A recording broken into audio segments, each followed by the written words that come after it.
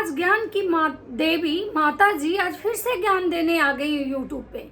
जब उनके बेटे बहू का ज्ञान कम हो जाता है, जब देखती हैं कि भाई मेरा बेटा प्रवचन देने नहीं आया है, तो माता जी आती हैं ज्ञान का पिटारा खोलने। माता जी ये ज्ञान दे रही है कि भगवान के घर से कोई भी कोठा अटारी महल लेके नहीं आता है, सब यहीं पे होता है। और माता जी कह रही हैं कि भाई कुछ लेके नहीं जाइएगा, खाली हाथ जाइएगा। माता जी ये भी कह रही हैं कि हम 300 का भी साड़ी पहने तो मेरे पर्सनालिटी पे बहुत अच्छा लगता है, पर्सनालिटी होना चाहिए। माता जी को लगता है कि भाई मेरी पर्सनालिटी बहुत अच्छी है, मैं बहुत सुंदर हूँ, मैं कुछ भी पहन लूँ तो अच्छा लगेगा। फिर माता जी का कहना है कि भाई ये जो कुछ रिएक्शन चैनल वाले जो हैं वो लोग हाथ धो के मेरे पीछे पड़े हुए हैं, दुनिया में तो और भी बहुत बड़े बड़े कांड हो रहे हैं, लेकिन लोग मेरे ही घर के पीछे पड़ा हुआ है, धोबिया घाट ले जाना है, दे पछाड़ दे पछाड़ दे पछाड़। उसके बाद माता जी और भी सारी बातें कही हैं। मैं आप लोग को बताऊंगी आगे कि माता जी को आखिर दर्द किस बात का है। माता जी पहले तो खुद आती हैं, अपना प्रवचन देती हैं, अपना शो ऑफ करती हैं, अपना घमंड दिखाती हैं, और उसके बाद जब ऑडियंस उनको लथाड़ने लगती हैं तो वो चली आती हैं प्रवचन देने। लेकिन आज माता जी का प्रवचन जो था माता जी पे ही भारी पड़ गया।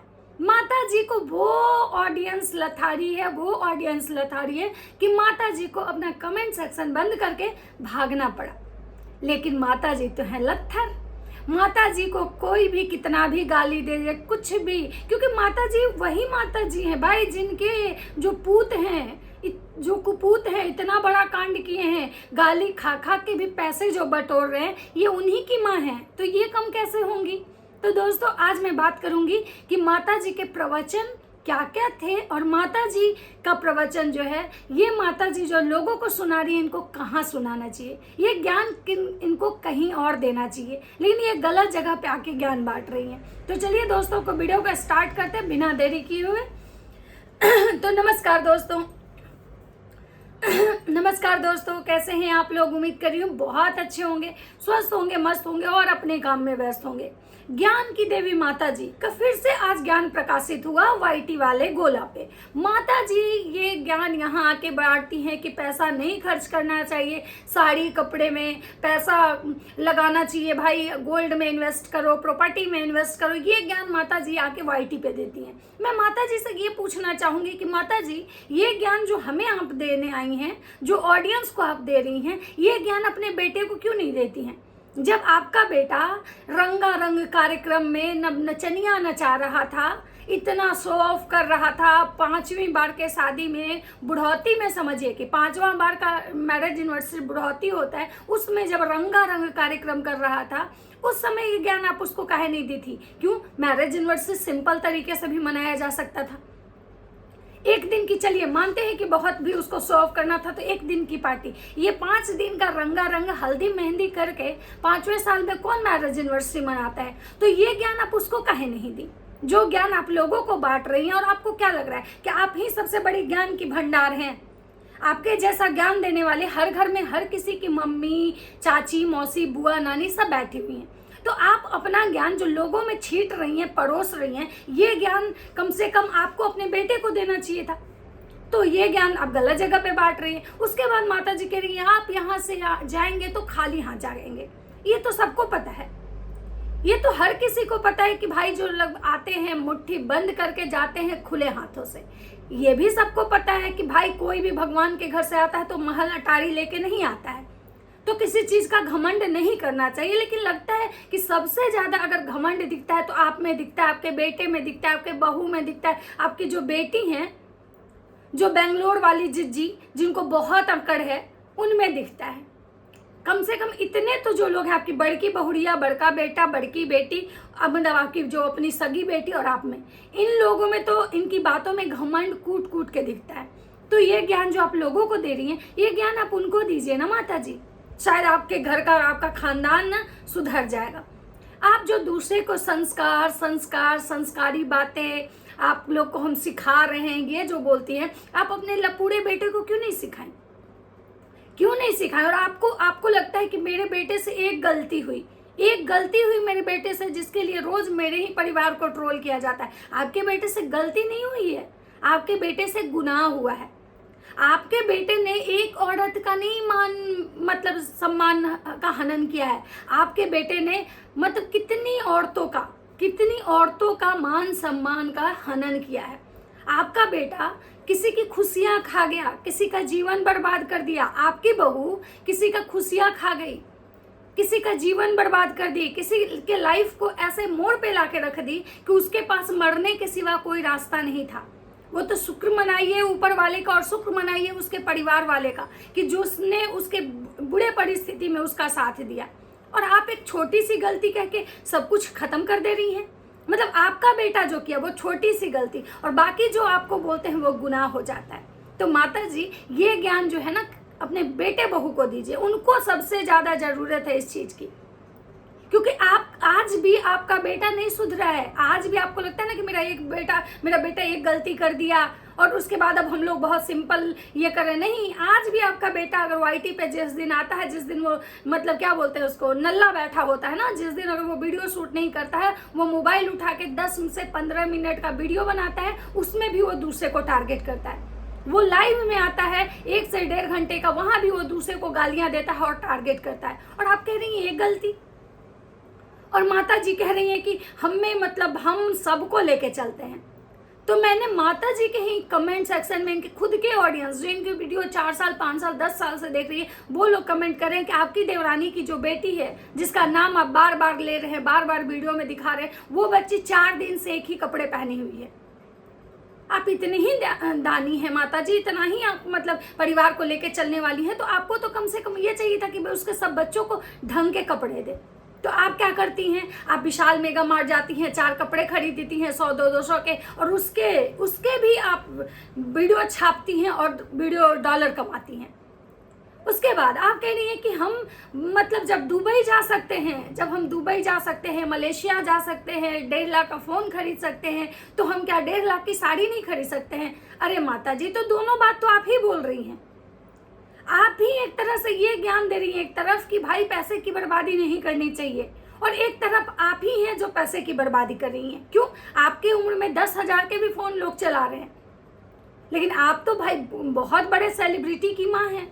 आप तो 1.5 लाख से कम आईफोन से नीचे आप क्या फोन यूज करेंगी? आप दुबई जा रही हैं, मलेशिया जा रही हैं, लेकिन माता जी एक बात बताइए, आप दुबई भी जा रही हैं, मलेशिया भी जा रही हैं, जगह जगह घूम रही हैं, ब्रांड एम्बेसडर हैं आप, लेकिन आपको ठीक से हिंदी भी नहीं बोलने आ रहा है। आपको ये भी नहीं पता है कि जो ट्रॉफी आपको मिली वो अशोक स्तंभ था या अशोक चक्र था।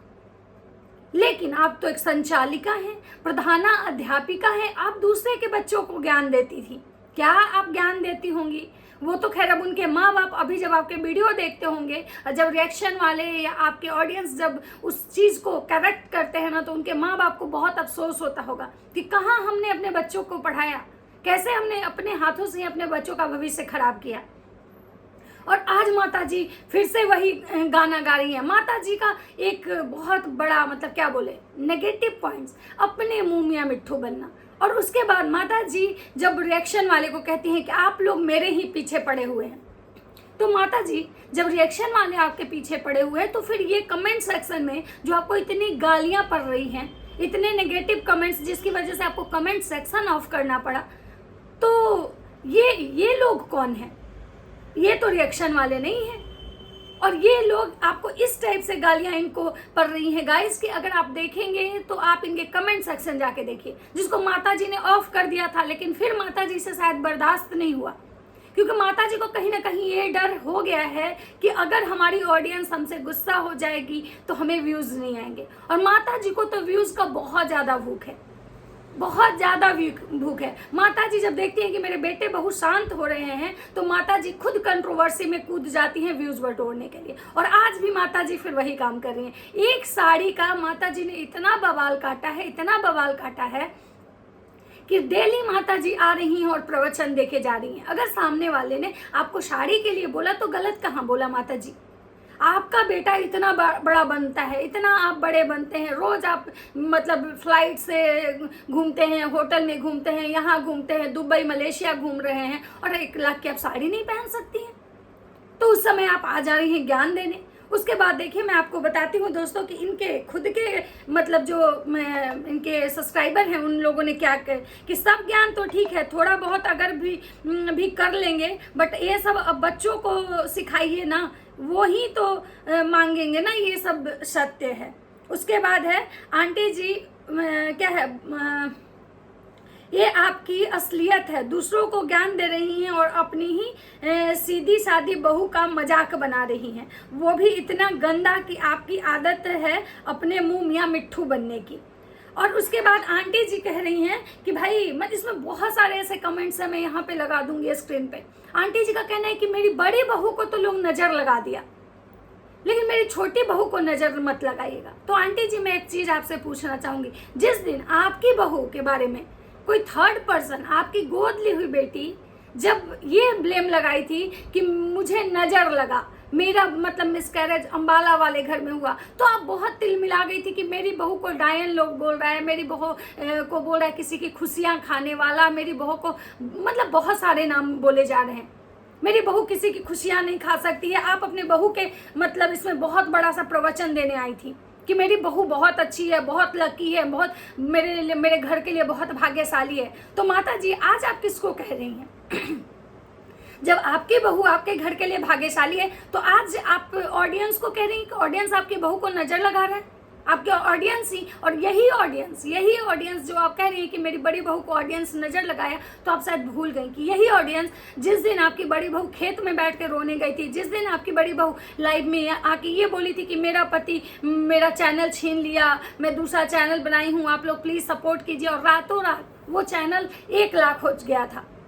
और यही ऑडियंस थी कि आपकी बहू का मतलब साइड से जाके सामने वाली पार्टी को यानी कि नेहा आशीष तिवारी को गालियां देती थी।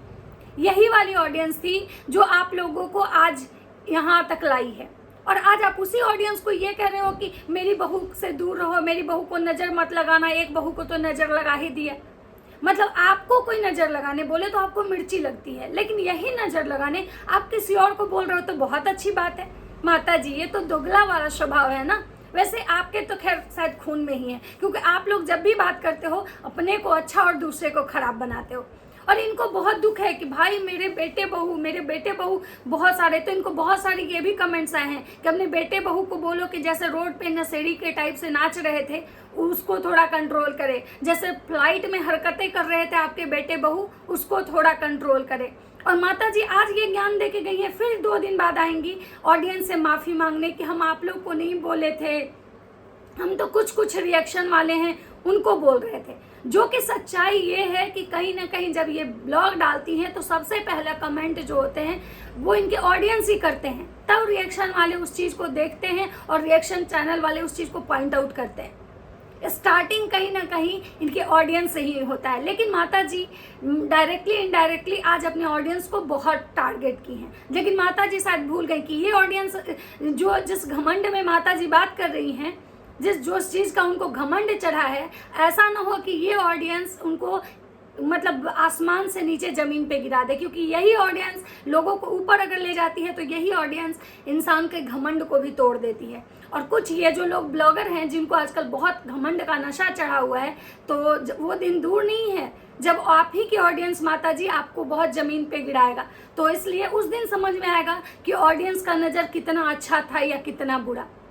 तो किसी को ब्लेम करने से पहले, किसी को कुछ भी मुंह उठा के बोलने से पहले ना माता जी सोच समझ के बोलिए। और आप पढ़ी लिखी हैं कि नहीं पढ़ी लिखी है वो तो साफ साफ दिखता है ना, उसमें कोई छुपा के बोलने वाली बात तो है नहीं ना। तो थंबनेल में करेक्ट नहीं होता है, गलती हो जाता है, कैसे बार बार गलती हो जाएगा माता जी? हाँ, सारे लोग थंबनेल लगाते हैं, सारे लोग टाइटल लगाते हैं हिंदी में, उनको कहे नहीं बार बार गलती होता है? बार बार गलती आप ही लोग में क्यों होता है? 57, 77 क्या क्या बोलती हैं आप, हिंदी भी ठीक से नहीं बोल पाती हैं, आपका टाइटल थंबनेल भी हिंदी ठीक से नहीं होता है। लेकिन हाँ, ये है तो भाई अध्यापिका, संचालिका, स्कूल चलाती थी, बच्चों को पढ़ाई लिखाई। तो इनको ये भी कमेंट आए, क्या पढ़ाई थी, क्या पढ़ा लिखा दी थी, पहले अपने कुपूत को ज्ञान दो। यही पढ़ाई थी कि तुम्हारा बेटा इस टाइप से सब औरत को बदनाम करके अपने माँ बहन का इज्जत बेच के सोशल मीडिया पे आज उड़ रहा है, यही शिक्षा दी थी।